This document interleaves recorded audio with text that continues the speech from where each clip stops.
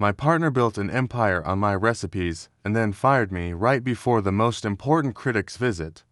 So I parked a food truck across the street and destroyed his career in one afternoon. My name is Liam, and for years, I lived like a ghost. My home was the suffocating heat of a high-end kitchen. My language was the flavors I created, but my face and my name were a secret. In the world of gastronomy, fame is a dish served with a good story, and mine had been stolen. I was the unrecognized genius behind the city's most acclaimed chef.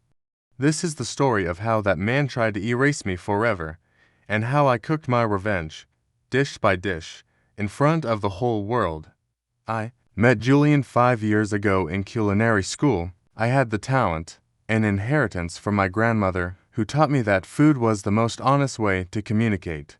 He, on the other hand, had limitless ambition and a charisma that could sell ice to an Eskimo. He was a mediocre chef, but a brilliant salesman. Together, we opened Ember and Ash. The idea was simple: my cooking, his face. It quickly became a sensation.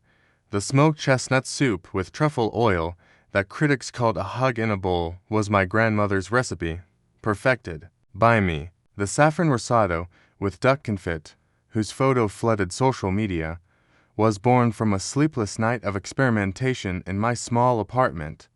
I lived among stoves, dedicating my life to the alchemy of flavors. Julian lived in the glare of camera flashes, giving interviews and accepting awards for work he never did.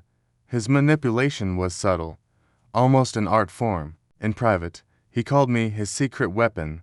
Liam, my friend, without you, I'm nothing, he'd say while tasting one of my creations. But in front of others, he erased me from the map.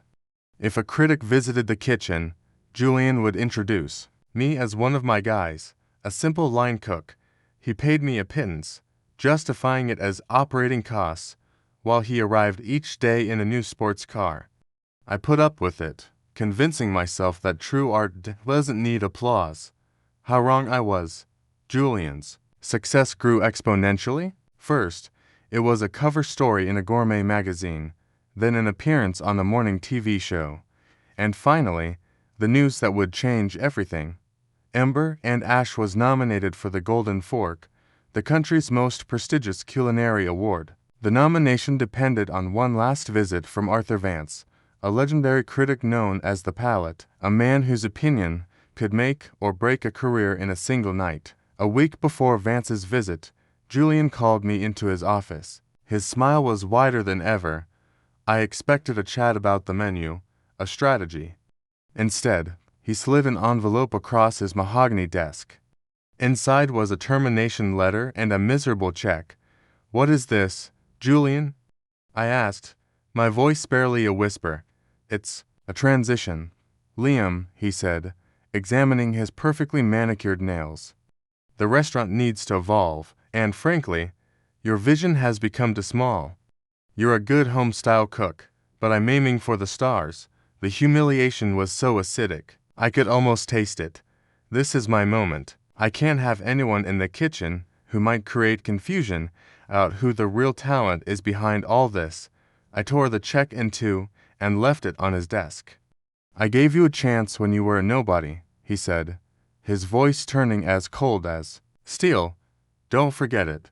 I walked out of there feeling the ground disappear from under my feet. He hadn't just fired me. He had rewritten history, denying my existence. He had stolen the soul of my kitchen and left me on the street. For days, rage and despair battled within me. One night, while looking at old photos on my phone, I found one from opening day. Julian was in the center, popping a bottle of champagne, glowing in the light. I was in the background, a blurry silhouette behind the kitchen steam. In that moment, the sadness evaporated and was replaced by an icy clarity. My revenge wouldn't be a scream in the dark. It would be a spotlight so bright that no one could ignore it. With the last of my savings, I bought a rusted, abandoned food truck. I spent every hour of the next few days restoring it. I sanded, painted, and equipped that old metal shell until it became a functional kitchen. It was small, but it was mine. I created a simple menu, just the 3 dishes that had made Julian famous, my 3 masterpieces. And with my own hand, I painted a sign that I hung on the side of the truck, the real cooking of ember and ash. Today only, pay what you feel it's worth. On the day of the pallet's visit, I parked my truck across the street from Ember and Ash. Julian's restaurant was a bastion of quiet elegance. My truck was a loud act of defiance. At 12 o'clock sharp, I opened my service window and started cooking. The aroma of my soup, rich and smoky, drifted down the street like a direct invitation. At first, there were only curious glances. Then, a couple of food bloggers, always on the hunt for a story, approached. I served them my risotto on a simple cardboard plate. Their eyes went wide. "No way," one whispered, pulling out his phone to go live. "It's the taste of ember and ash, but more intense, more honest." Within 20 minutes, a small crowd turned into a long line that snaked down the sidewalk. People tasted the food, and a collective murmur spread.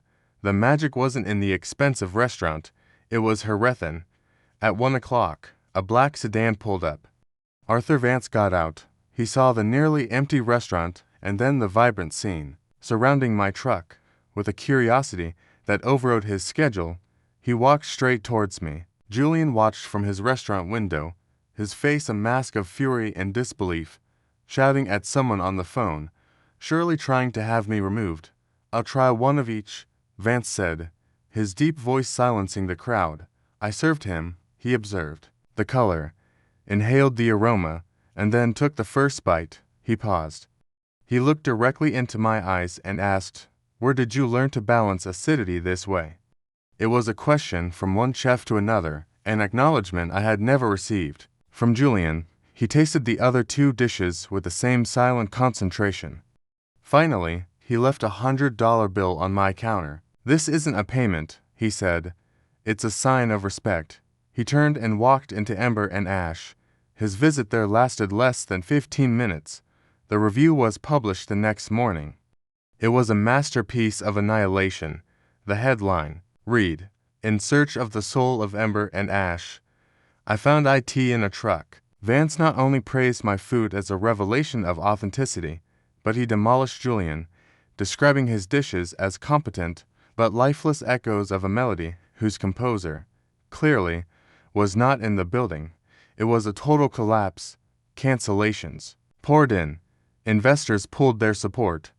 Other former employees, emboldened by the story, began to speak out about their own experiences with Julian's fraud. His empire crumbled in a matter of weeks. My food truck, on the other hand, became an urban legend. I received offers from famous chefs and investors who wanted to back the ghost chef who had reclaimed his voice. Today, I am the owner of the Alchemist's Kitchen, a restaurant built on honesty, with an open kitchen where no one hides in the shadows. I don't just cook. I now also run a program to help young culinary talents from being erased by those who only know how to steal stories. Julian taught me that fame needs a good narrative. I showed the world that there is nothing more powerful than the truth.